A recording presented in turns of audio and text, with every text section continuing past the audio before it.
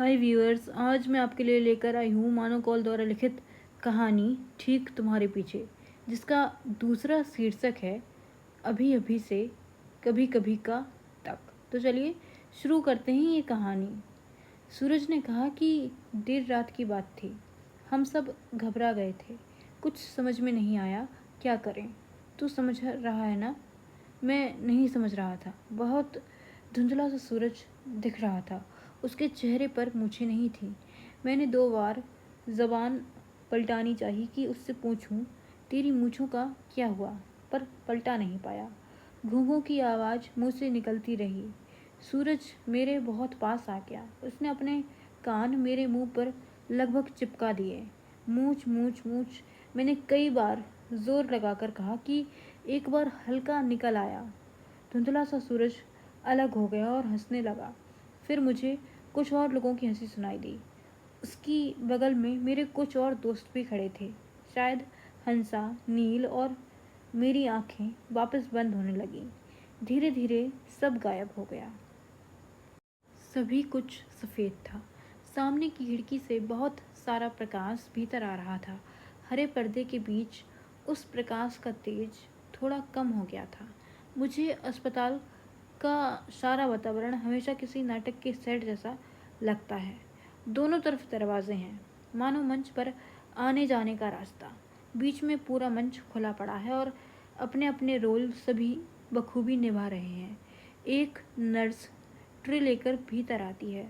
उसकी चाल ढाल से लगता है कि उसे ज़बरदस्ती यह रोल दे दिया गया है।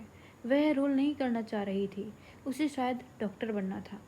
सामने के कुछ मरीज जो मुझे दिख रहे थे वे सभी बिल्कुल मरीजों जैसे नहीं हैं। वे कराह नहीं रहे हैं, वे बस पड़े हुए हैं।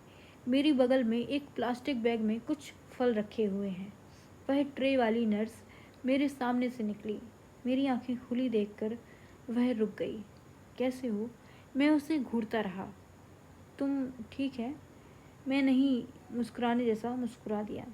वह कुछ देर यहाँ वहाँ चीज़ें टटोलती रही, फिर चली गई। मुझे लगा कि मैंने एक काबिल मरीज की भूमिका ठीक से नहीं निभाई। मुझे उससे सवाल करने थे कि मैं यहाँ कब आ गया, कौन लाया मुझे, मुझे क्या हुआ है, पर मैंने कुछ भी नहीं पूछा। आपने मेरा चश्मा देखा? मैंने अपनी दाहिनी ओर एक बुजुर्ग मेरी बगल वाले बेड पर थे। वह बेड के नीचे घुसने की कोशिश कर रहे थे। मैं कुछ देर उन्हें देखता रहा। अरे यहीं रखा था, अभी कहाँ चला गया? इधर कुछ भी नहीं मिलता है। वह किसी से भी बात नहीं कर रहे थे और सबसे बात कर रहे थे। उनके हाथ में एक किताब थी, फटी हुई। वह किसी किताब का बीच का हिस्सा जान पड़ता था। उस किताब के बीच से एक पीपल का सूखा हुआ पत्ता भी झांक रहा था। मैं करवट लेकर दूसरी तरफ पलट गया। मैं किसी भी चीज़ का हिस्सा नहीं होना चाहता था। मैं शायद सच में यह मानने लगा था कि यह एक नाटक चल रहा है। अगर ऐसा है तो मैं इस नाटक में महज दर्शक बना रहना चाहता हूँ। मैं किसी भी घटना का हिस्सा नहीं होना चाहता। करवट बदलते ही मुझे बाएं हाथ की तरफ दरवाजे से अंदर आती हुई एक औरत दिखी। वह बहुत पुरानी पीले रंग की साड़ी पहने हुई थी। चोटी इतनी कसकर बांधी थी कि चेहरा मांग से नाक की रेखा में 2 अलग-अलग तरफ खिंच गया था। उसके एक हाथ में रंग का एक डिब्बा था और दूसरे हाथ में कूंची कूंची जिससे पुताई की जाती है। उसने कूंची को रंग में डुबोया और डरी हुई दीवार के कोनों की तरफ बढ़ गई। धीरे धीरे उसने उस दीवार के कोनों को रंगना शुरू किया। नीला, सुंदर नीला रंग जैसा पहाड़ों में आसमानों का साफ नीला रंग होता है, वैसा नीला रंग धीरे धीरे दीवार के कोनों में फैलने लगा। ट्रे पकड़े एक नर्स भागती हुई आई और उसने उस औरत को कमर से पकड़ा और खींचती हुई बाहर ले गई। उसने जाते जाते 2-3 हाथ दीवार पर मार ही दिए और कूंची से नीला आसमान जमीन पर टपकता हुआ बाहर चला गया। इस हलचल का कमरे पर कोई असर नहीं हुआ। कुछ मरीजों ने उस ओर देखा और फिर वापस अपने मरीजी अभिनय से घुस गए। मैं उस कोने को ही देख रहा था। अब इस कमरे की मटमैली सी सफ़ेद दीवार का एक कोना नीला था। आसमान जैसा नीला टुकड़ा इस शीतल भरे कमरे में उग आया था। मैं सीधा लेट गया। किसी भी घटना का हिस्सा नहीं होना कितना मुश्किल है। उसे देखना भर हमें उसका हिस्सा बना देता है, उसे सुनना हमें उसका हिस्सा बना देता है। कैसे बिना किसी भी चीज़ का हिस्सा बने हम रह सकते हैं? मैं दर्शक हूँ बस, मात्र दर्शक, उससे ज़्यादा कुछ भी नहीं। मैंने फिर दर्शक बने रहने की कसम खाई और अपनी आंखें बंद कर लीं। जब आँख खुली तो नील सामने खड़ी थी। उसके हाथ में पीपल की एक सूखी हुई पत्ती थी। धीरे से उसने वह पत्ती मेरे तकिए के बगल में रख दी। तुम अब ठीक लग रहे हो। बगल में ही एक स्टूल रखा था जिसे मैंने अभी तक नहीं देखा था। उसे खिसका कर वह मेरे पास बैठ गई। हाँ, मुझे भी अब ठीक लग रहा है। तुम्हारा हिसाब बचा हुआ है। हिसाब? जब तुम्हारी तबीयत बिगड़ गई थी तो मैं हिसाब लगा रही थी। तुम्हारे ऊपर कुछ चीज़ें निकलती हैं, चिंता मत करो। जब तुम पूरी तरह ठीक हो जाओगे तो उस बारे में मैं बात करूँगी। मैं अब ठीक हूँ, तुम कह सकती हो। मैं इस तरह कहना नहीं चाहती। किस तरह? मतलब यह अच्छा नहीं लगता है ना? तुम अस्पताल में हो और मैं हिसाब लेकर बैठ गई। किसे अच्छा नहीं लगता? कौन देख रहा है? यहाँ कोई और भी दर्शक है? वह चुप हो गई। मुझे लगा मुझे उससे दर्शक वाली बात नहीं कहनी चाहिए थी। वह कुछ आतंकित हो गई, मानो उसे लगा हो कि मैं अभी भी ठीक नहीं हुआ। उसने वापस पीपल की पत्ती मेरे तकिए के पास से उठा ली और उससे खेलने लगी। नील को मैं कब से जानता हूँ, कैसे वह मेरे जीवन का हिस्सा है। कितने हिसाब किताब हो चुके हैं इसके साथ। मैंने बहुत जोर दिया। कुछ एक कमरे याद आए, कुछ बिस्तर, उन पर बिछी हुई अलग अलग रंग की चादरें, बालकनी, बालकनी के बाहर जाती हुई सड़क, फिर बिस्तर, फिर सूरज। सूरज और नील दोनों हाथ में हाथ डाले हुए सड़क के किनारे चलते हुए। कुछ बहसें, कुछ शिकायतें, विल्ली, आंसू, थकान, रत जगे, अकेलापन, खालीपन, मौन। सूरज कहाँ है? वह शाम को आएगा। मुझे हुआ क्या है? तुम ठीक नहीं हो। वह मैं भी जानता हूँ, इसलिए तो अस्पताल में हूँ। पर मुझे हुआ क्या है? डॉक्टरों का कहना है तुम ठीक नहीं हो और तुम्हारे टेस्ट चल रहे हैं। कैसे टेस्ट? वही नॉर्मल, ब्लड, यूरिन वगैरह। इसमें वह पता क्या कर रहे हैं? वह तुम्हें डॉक्टर ही ठीक से बता पाएंगे। तुम कैसी हो? अच्छी हूँ। अच्छी हूँ कहकर वह बगलें झांकने लगी। किसी भी पुराने इशारे को वह साफ नकार देना चाहती थी, जैसे कुछ घटा ही ना हो। उसका हाथ मेरे बिस्तर पर ही था। इच्छा हुई कि धीरे से उसे छू लूं, बाद में माफ़ी मांग लूँगा। मैंने हाथ आगे बढ़ाया पर वह हिला नहीं। थोड़ा और जोर लगाया, फिर भी कुछ फर्क नहीं पड़ा। नील, मेरा दाहिना हाथ। तभी मेरा हाथ हिला और मेरे हाथ ने बिना मेरी पूर्व अनुमति के नील का हाथ कसकर पकड़ लिया, जकड़ सा लिया। नील घबरा गई। वह अपने स्टूल से उठकर खड़ी हो गई। मैं खुद हाथ छुड़ाना चाह रहा था पर नील चीखने लगी। ट्रे वाली नर्स भागती हुई भीतर आई। उसने छुड़ाने की पूरी कोशिश की। मैं खुद भी बहुत ज़ोर की कोशिश कर रहा था। उस ट्रे वाली नर्स ने ट्रे से मेरे हाथों पर वार किया। जब उन वारों से कुछ नहीं हुआ तो उसने कुछ वार मेरे सिर पर किए। अचानक हाथ छूटा और मैं बिस्तर पर निढाल सा पड़ गया। रोज़ के इंजेक्शन बढ़े, कुछ दवाइयाँ भी ज़्यादा हो गईं। दोस्त आना कम हो गए। बीच में सूरज आया था। मैं उससे पूछता रहा कि तूने मूछें क्यों कटवा ली, पर वह कहता रहा कि कहाँ, मूछें तो हैं। जब भी मैं उससे कहता कि नहीं, मूछें नहीं हैं, वह हंसता और मेरी बगल में पड़े हुए बुजुर्ग की तरफ देखने लगता। वह बूढ़ा आदमी सूरज को घूरता रहा। जब बात मुझ पर अटक ही गई तो सूरज ने फिर आने का वादा किया और चल दिया। उसके जाने के कई दिनों बाद एक रात मेरी आँख खुली तो देखा वह बूढ़ा मेरे पलंग पर बैठा हुआ मेरे चेहरे पर कुछ पढ़ने की कोशिश कर रहा है। मैं एक छोटी चीख के साथ उठ बैठा। वह बूढ़ा वैसे ही मुझे देखता रहा। फिर मेरे और करीब आकर उसने कहा, मूछ नहीं थी, और अपने पलंग पर जाकर लेट गया। उस रात मुझे बहुत देर तक नींद नहीं आई। कहीं से पानी के बहने की आवाज़ आ रही थी। करीब 2 मीटर की ऊंचाई से वह गिर रहा था। उसके गिरने के बाद कोई रुकावट भी थी शायद, कोई पत्थर, ईंट, दीवार, पाइप। यूँ मुझे लोगों के चलने की आवाज़ कमरे में नहीं आती थी, पर इस पानी के कारण वह सुनाई देने लगी थी। जब भी किसी का पैर पानी पर पड़ता तो झप से आवाज़ आती। फिर बहुत देर तक मैं उस छप छप का पीछा करता रहता। कमरे के बाहर का रास्ता दाएं और बाएं दोनों तरफ मुड़ता था। यह मुझे पैर की आवाज़ों से पता चला। लेफ्ट की तरफ जाने वाले बहुत से लोग थे, लगभग 80% या उससे भी ज़्यादा। मैं उन्हें चप्पल वाले लोग कहता। सभी लगभग चप्पल पहने होते और राइट की तरफ कम ही लोग जाते, बूट वाले। उनकी आवाज़ में छप छप नहीं, खटखट थी। जब भी कभी कभी खटखट की आवाज़ें आती तो सारी चप्पलों की छप छप की आवाज़ धुंधली पड़ जाती। छप आवाज़ों के चेहरों की कल्पना आसान थी। वह सामान्य लोग थे। हर छप की आवाज़ आते ही मुझे उस आवाज़ का चेहरा भी दिखने लगता। छप छप की आवाज़ों के भाव भी पकड़ लेता था, पर खटखट की आवाज़ का कोई चेहरा नहीं था। होगा शायद, मगर मेरी कल्पना उसे पकड़ने में असमर्थ थी। अरे, मेरा चश्मा देखा क्या? मुझे फिर बूढ़े की आवाज़ आने लगी। मैंने उसकी तरफ पलटकर देखा। इस बार वह मुझसे सीधे पूछ रहे थे।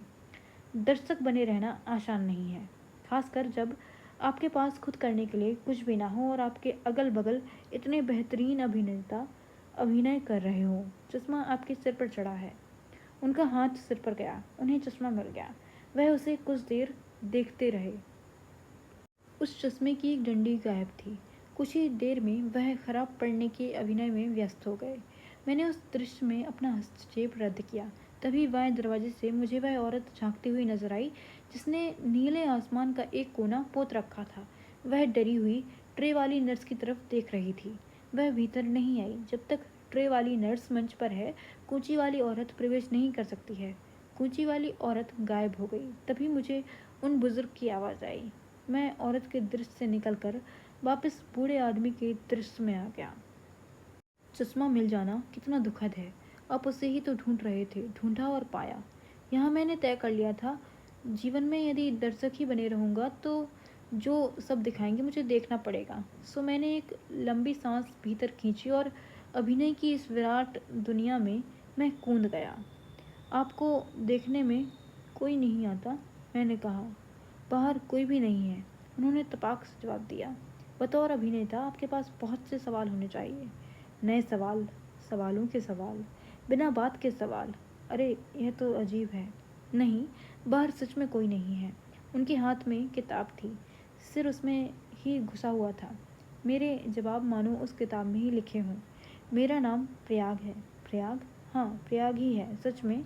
मैं निरंजन। आप कब से हैं यहाँ निरंजन? कई सालों से हूँ। ठीक ठीक याद नहीं है। सालों से?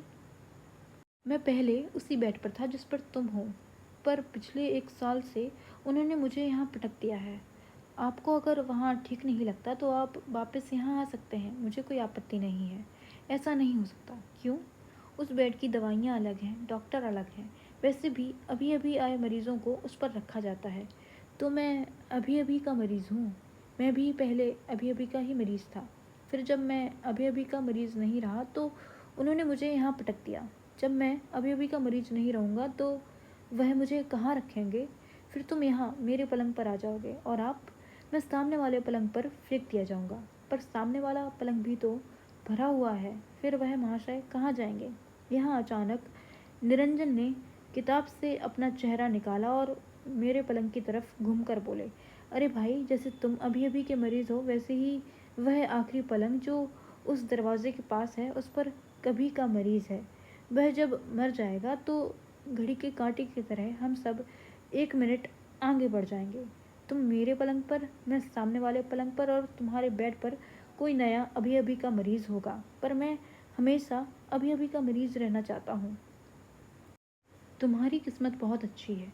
पिछले 1 साल से तुम अभी अभी के मरीज़ हो। दरअसल तुम्हें शुक्रगुजार होना चाहिए उस कभी कभी का के मरीज़ का जो पिछले 1 साल से कभी कभी का मरीज़ है। बहुत ठीक है, बिस्तर खाली ही नहीं कर रहा है। मुझे यहाँ 1 साल हो चुका है। निरंजन ने इसका कोई जवाब नहीं दिया। मैं अपने पलंग पर अब चुप था। तो क्या बस यही होगा? हर 1 मिनट जब आगे बढ़ेगा मैं उस पलंग पर होऊंगा, फिर सामने वाले, फिर एक दिन मैं भी कभी का मरीज़ होकर मर जाऊंगा। नहीं नहीं, इसमें कोई बीच में ठीक भी तो होता होगा। तब मैंने सोचा यह निरंजन से पूछूं। निरंजन क्या है? कुछ नहीं, मैंने नहीं पूछा। अगर निरंजन ने कह दिया कि यहाँ कोई ठीक नहीं होता तो मुश्किल हो जाएगी। कितना तकलीफ देह है यह हर आदमी का सफ़र, आपको पता है, अभी अभी से लेकर कभी कभी का तक। और आपको भी उस पूरे सफ़र के सारे पलंगों से होकर जाना है। अगर आप थोड़े ढीठ हैं तो कभी कभी का पर रुक रहेंगे, नहीं तो 1 मिनट के बाहर। ओफ ओफ ओफ ओफ। सुबह आँख खुली तो नील और सूरज को अपने पलंग के बगल में पाया। अब मेरे पलंग की बगल में स्टूल ना होकर एक बेंच रखी है। दोनों बेंच पर बैठे हैं, ब्लैक एंड वाइट। सूरज का हाथ नील के कंधे पर है और दोनों दूर गगन की छाँव में देख रहे हैं। यह बिल्कुल मुझे वैसे ही दिख रहे थे जैसे हमारे गांव के फोटोग्राफरों ने हमारे माँ बाप को रोमांटिक तस्वीरें खींची थी, ब्लैक एंड वाइट, जिसे हम दूर गगन की छाँव वाली तस्वीरें कहते थे। इन तस्वीरों में सभी कहीं दूर कुछ देख रहे होते थे। सूरज, तुम लोग कब आए? जब नील और सूरज दोनों साथ मिलते थे तो मैं सूरज से ही ज़्यादा बात करता था। अगर नील से बात करनी भी है तो पहले सूरज नाम लेकर फिर नील से बात करता था। सीधा नील कह देने से मैं पुरानी दुनिया में पहुंच जाता हूँ, जो दुखद है। अब सब बस। हम लोग बहुत देर से आए हुए हैं।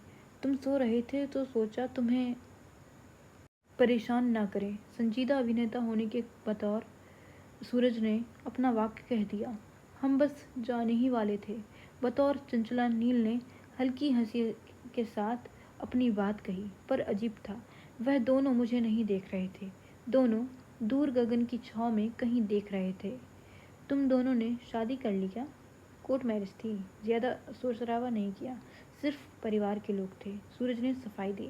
तुम्हारी कमी लगी थी। मैं तुम्हारे घर गई थी कार्ड देने। पता था वहाँ ताला लगा होगा, पर फिर भी गई। दरवाजे से कार्ड भीतर सरका दिया। नील ने बहुत अपनेपन से कहा, पुरानी दुनिया वाले अपनेपन से। मैं ठिठक गया। क्यों? जब तुम्हें पता था मैं यहाँ हूँ तुम अस्पताल क्यों नहीं आई? मेरी इच्छा थी कि जब मेरी शादी हो तो मैं तुम्हें अपनी शादी का कार्ड तुम्हारे घर तुम्हें देने आऊँ। यह कैसी इच्छा है?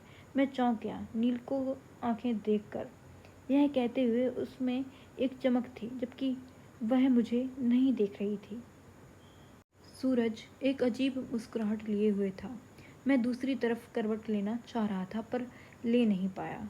कुछ मुझे रोक रहा था। मैंने झटका दिया तो दिखा, मेरे दाहिने हाथ और दाहिने पाँव को पलंग से बांध के रखा हुआ है। मुझे क्यों बांधा हुआ है? मैंने 2-3 बार झटका दिया।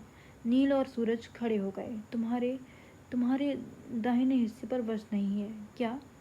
नील और भी कुछ कहना चाह रही थी पर सूरज ने उसके कंधे पर हाथ रख दिया और वह दोनों वापस दूर गगन की छाँव में देखने लगे। मुझसे यह सहन नहीं हुआ। मैं चिल्लाने लगा, क्या है ये? क्यों मुझे मेरे दाहिने हिस्से पर बस नहीं है?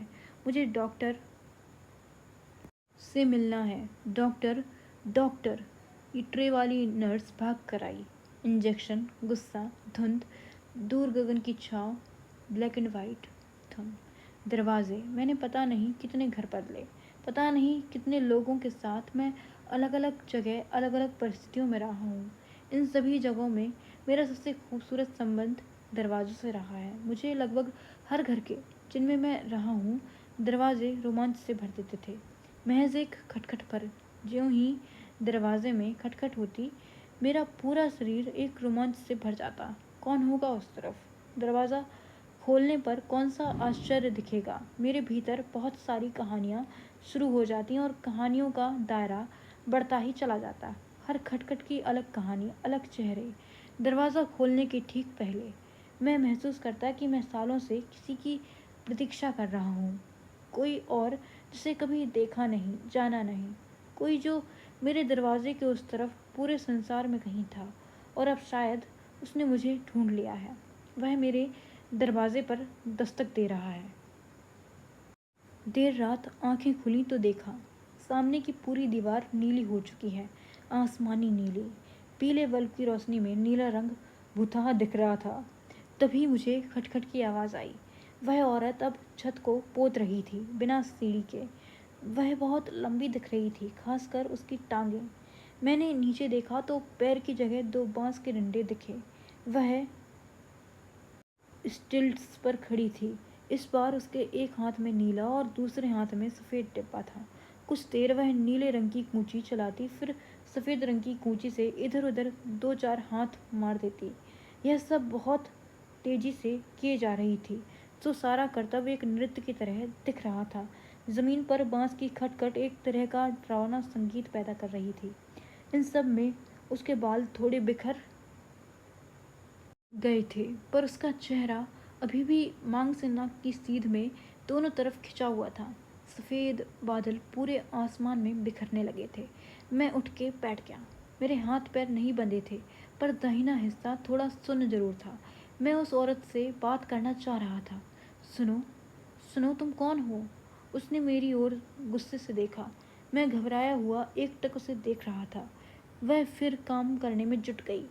मैं अपने पलंग के कोने तक खिसक आया। थोड़ा आगे बढ़कर बोला, सुनो, सुनो। इस बार उसने मुझे देखा नहीं, बल्कि सफ़ेद रंग की कूंची से मेरे हाथ पर एक बार कर दिया। मैं घबरा कर अपने पलंग पर दुबक गया, चादर सिर के ऊपर चढ़ा ली। कुछ देर मुझे बांस की ठक ठक की आवाज़ आई, फिर उस आवाज़ में ट्रे वाली नट्स की ट्रे की आवाज़ जबरन घुसने लगी। ट्रे के वार धम से किसी के बहुत ऊपर से गिरना, खट खड़, पट पट, धम धम, फिर सब कुछ शांत। मैंने अपने मुंह से चादर हटाई। कमरे में कोई नहीं था। सारे मरीज कुछ भी नहीं हुआ वाले अभिनय में व्यस्त सो रहे थे। कूंची से बार का एक सफ़ेद धब्बा मेरे हाथ में दिखा। मैंने उसे मिटाने की कोशिश की, पर वह मिटा नहीं। मैं उसे ज़ोर ज़ोर से रगड़ने लगा। वह सफ़ेद धब्बा हल्का गुलाबी हो गया, पर मिटा नहीं। मैंने छत की तरफ देखा। वहाँ मुझे बादल नहीं, बल्कि नीले आसमान में बहुत बड़ा हंस दिखाई दिया। मेरा एक दोस्त हंसा था, जो अस्पताल सिर्फ एक बार ही आया था, जिसमें न करने का गुण नदारत था। वह हमेशा हर बात का जवाब हाँ से देता और फंस जाता। पछताना उसका मुख्य धर्म था। उसकी आंखों के नीचे गहरे काले दाग पड़ चुके थे। मुझे कभी कभी लगता था कि वह काजल लगाता था, पर चूंकि उसे काजल लगाना नहीं आता था, इसलिए काजल फैल जाता होगा, पर ऐसा नहीं था। गहरे काले दाग की वजह से उसकी आंखें कभी सुंदर, कभी डरावनी लगती थीं। उसने एक बार मुझसे कहा था कि जब से वह पैदा हुआ है, तब से वह व्यस्त है। उसने कभी किसी भी काम के लिए किसी को मना नहीं किया, सो वह दूसरों के काम करने में हमेशा व्यस्त रहता था। जो लोग उसे जानते थे, वह उससे अपना काम करने को नहीं कहते थे। वह उसके बदले एक ज़रूरी काम की पर्ची उसकी जेब में डाल देते थे, जिससे वह समय रहते पूरा करता चलता था। उसके पास एक जेब की कई सारी शर्टें थीं। 2 जेब वाली शर्ट पहनने से वह घबराता था। मैंने उससे एक बार कहा था कि तुम बिना जेब की शर्ट पहना करो, तो उसने कहा कि काम की पर्चियाँ वह हाथ में नहीं रखना चाहता है। काम की पर्चियाँ पैंट की जेब में मुड़ जाती हैं। फिर क्या काम करना है, ठीक से समझ नहीं आता है। वह अपने घर के कामों की भी पर्चियाँ बनाकर जेब में रख लेता। अपने काम भी वह बाकी ज़रूरी कामों की तरह करता, समय रहते। इन पर्चियों के बीच उसका एक खेल भी था। एक दिन उसने मुझसे कहा था कि वह कई बार कोरी पर्चियाँ अपनी जेब में किसी महत्वपूर्ण काम की तरह रख लेता है। जब वह कोई महत्वपूर्ण काम के लिए कोई कोरी पर्ची निकालता तो खुश हो जाता। वह उस महत्वपूर्ण काम के समय कुछ भी नहीं करता, और उसे यह बहुत अच्छा लगता था। काम के वक्त काम नहीं करने की आज़ादी बहुत बड़ी आज़ादी थी। हंसा ने आते ही अपने इतने दिनों से न आने की वजह बताई। बहुत काम था प्रयाग। अभी अभी जेब से 2 कोरी पर्चियाँ निकाल आई, तो मैं उस खाली समय में तुमसे मिलने चला आया। मैं हमेशा हंसा को देखकर खुश हो जाता था। दुनिया जैसे उससे मिलने आती है, वह उसे उसकी पूरी निष्ठा के साथ जीता है। दुनिया के सत्य उसकी जेब में रहते हैं, और वह उनका सामना करता चलता है। तुम अपनी कोरी पर्चियाँ यूँ बर्बाद मत करो। मैं तो यहाँ यूँ ही, तुम किसी काम से मिलने आए हो मुझसे? किस काम से? हंसा यूँ सकपका जाता था। उसकी समझ में नहीं आया कि वह मुझसे किस काम के तहत मिल सकता है। मैं खुद सोचने लगा कि हंसा मुझसे किस काम से मिलने आ सकता है। तभी निरंजन अपने पलंग से उछलता हुआ हम दोनों के बीच में आ गया। मैं मदद करूं? निरंजन बोला। किस बारे में? मैं हंसा की अचकचाहट में बोला, काम बताने में। हाँ, हमें मदद चाहिए, हंसा बोला। निरंजन चालाक नहीं था, पर दुनिया से वह कुछ इस तरह कबड्डी खेल चुका था कि अब वह हमेशा आदतन या तो खुद कबड्डी कबड्डी कबड्डी करता हुआ दुनिया के पाले में जाता, या दुनिया का कोई खिलाड़ी कबड्डी कबड्डी करता हुआ उसके पाले में घुस आता, जहाँ वह एकदम अकेला था। हार जीत मानी नहीं रखते थे, पर वह खेलते वक्त हमेशा सतर्क हो जाता। यहाँ पिछले कुछ समय से वह मेरे साथ खेलना बंद कर चुका था। जब भी वह मेरे पलंग पर आता तो अपनी सतर्कता अपने पलंग पर छोड़ कर आता था। भाग जाओ यहाँ से कैसे भी, निरंजन मुस्कुराते हुए बोला। हंसा और मैं उसकी ओर आश्चर्य से देखने लगे। अरे, यह कोई कैद में है क्या? अस्पताल में है, यहाँ से यह जब चाहे जा सकता है। हंसा निरंजन को जानता नहीं, तो वह सीधी बहस पर उतर आया। निरंजन ने उसकी तरफ देखा नहीं, वह मेरे जवाब का इंतज़ार कर रहा था। निरंजन, मैं ठीक नहीं हूँ, बाहर गया तो मारा जाऊँगा। निरंजन यह सुनते ही वापस अपने पलंग पर चला गया और अपनी किताब पढ़ने लगा। हंसा अवाक सा निरंजन को देख रहा था। तभी निरंजन बोला, तुम जानते हो मूछें नहीं हैं। लोग कहते हैं कि मूछें हैं, फिर मेरे जैसे कुछ लोग तुम्हारी तरफ हो जाएंगे और तुम्हारे साथ कहेंगे कि मूछें नहीं हैं, जबकि लोग मूछें हैं का बयान देकर तुम ठीक नहीं हो ये सिद्ध कर देंगे और तुम यहीं पड़े रहोगे। इसमें मूछें हैं कि नहीं है, हिंसा है, तुम देख लो। इस बात पर हंसा धीरे से मेरे करीब आया। क्या कह रहे हैं ये? मैंने तुमसे कहा था कि तुम किसी काम से मुझसे मिलने आए हो। लाओ, मुझे एक पर्ची दो, मैं एक ज़रूरी काम तुम्हें दे देता हूँ। हंसा ने मुझे एक पर्ची निकाल कर दी। तभी निरंजन फिर बोल पड़ा, कभी कभी का की तबीयत नासाज है, पता नहीं कब एक मिनट आगे बढ़ेगा। तुम अभी अभी का पलंग छोड़ दोगे और यहाँ आ जाओगे। तुम जानते हो यह कितना खतरनाक है। तुम ठीक नहीं हो, पर यहाँ इस पलंग पर आते ही सब ठीक है लगने लगेगा। फिर कभी कभी का तक इसका कोई अंत नहीं है। मैं ठीक होते ही यहाँ से चला जाऊँगा। मैंने कुछ गुस्से में जवाब दिया, फिर पर्ची खोलकर सामने बैठ गया। क्या लिखूँ? हंसा ने मेरा हाथ पकड़ा और कूंची से पड़े सफ़ेद निशान को देखने लगा। यह क्या हुआ? एक औरत आसमान बनाने आती है। इस बार वह बादल भी बना रही थी। मैंने उससे बात करनी चाही तो उसने बादल भरी कूंची से मुझ पर वार किया। उसी का निशान है ये। क्या? कब हुआ ये? रात को, ठीक ठीक याद नहीं कब। हंसा उस निशान पर अपना अंगूठा घुमाने लगा। यह मिट नहीं रहा है। मैंने बहुत कोशिश की है, रहने दो। पर हंसा नहीं माना। वह अंगूठे के बाद हथेली जोर जोर से रगड़ने लगा। मेरे मुंह से चीख निकल आई। हंसा ने रगड़ना बंद कर दिया। वह निशान गुलाबी पड़ चुका था। तभी हंसा उठा और दाहिनी तरफ के दरवाजे से प्रस्थान कर गया। हंसा अचानक उठ गया था। निरंजन का सिर किताब में घुसा पड़ा था। मैं कोरी पर्ची और पेन लिए कोई महत्वपूर्ण काम के बारे में सोच रहा था। इच्छा हुई कि पर्ची पर लिख दूं, मैं ठीक नहीं हूँ, या मूछें हैं, या दाहिना हिस्सा मेरे वश में नहीं है, या नील नील नील या नील आसमान बादल हंस। तभी हंसा ने साबुन, एक मग्गा पानी और एक कपड़ा लिए बाएं दरवाजे से प्रवेश किया। मैं हंसा को इस चाल और इस गंभीरता को बखूबी पहचानता था। वह एक ज़रूरी काम में व्यस्त था। हंसा, मैंने अभी कोई काम नहीं लिखा है। यह पर्ची अभी कोरी है, पर हंसा को काम मिल चुका था। वह मेरा सफ़ेद दाग निकालने में जुट गया था। वह नहीं निकलेगा। निरंजन की आवाज़ आई।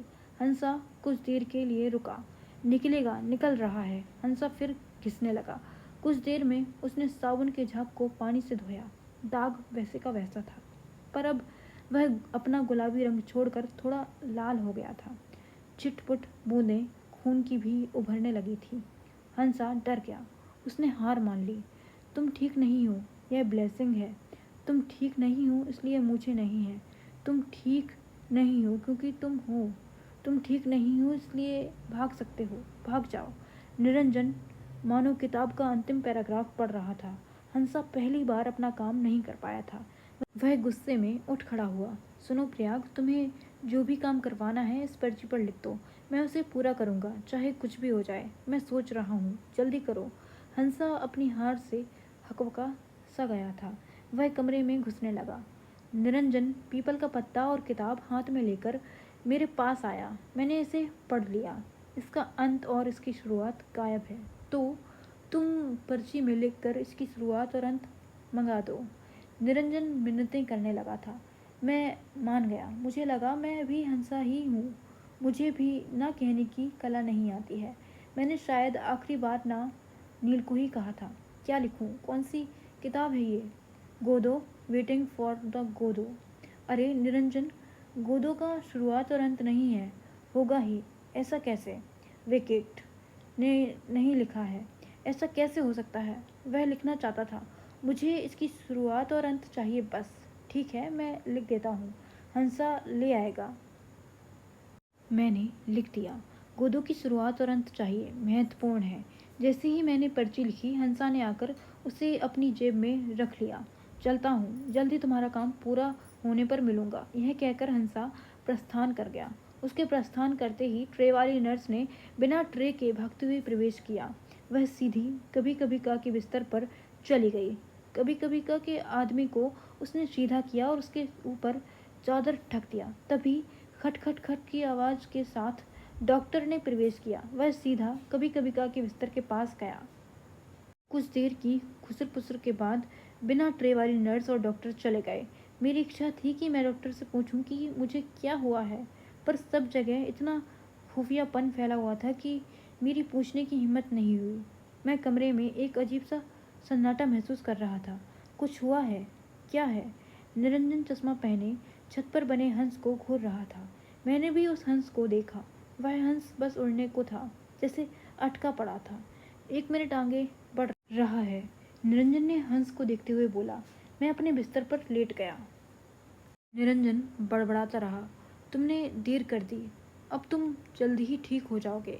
मैं हंसा का इंतज़ार करूँगा। वह जल्द कहानी की शुरुआत और अंत लेकर आएगा। मैं इंतज़ार करूँगा। मैं हंसा के बारे में सोचने लगा। कुछ ही देर में कमरे में बहुत उठक पटक होने लगी। चादरें बदली गईं, बिस्तर यहाँ वहाँ हुए। निरंजन सामने के बिस्तर पर चला गया। मैं निरंजन के बिस्तर पर आ गया। कभी कभी का के बिस्तर पर उसके पहले वाले बिस्तर वाला मरीज पहुँच गया। कुछ समय तक अभी अभी का बिस्तर खाली पड़ा रहा। फिर एक लड़का बेहोशी की हालत में वहाँ लाया गया। वह कई दिनों तक सोता रहा। उसे देखने बस उसकी बूढ़ी माँ धीरे धीरे चलती हुई आती थी, उसकी बगल में बैठी रहती। जब उस लड़के को होश आया तो उसकी माँ उसके पास नहीं थी। वह लड़का मुझे देखने से कतराता रहता। निरंजन के बिस्तर के पास अब एक खिड़की थी। वह घंटों खिड़की पर बैठा हुआ हंसा का इंतजार करता रहता। मैं अब ठीक महसूस करने लगा था। मेरे शरीर का दाहिने हिस्सा वापस मेरे वश में आने लगा था। कूंची वाली औरत ने पूरे कमरे की आसमान बना दिया था। मैं इंतज़ार में था कि कब वह अभी अभी उड़ने को का दूसरा हंस बनाएगी। Thank you for watching.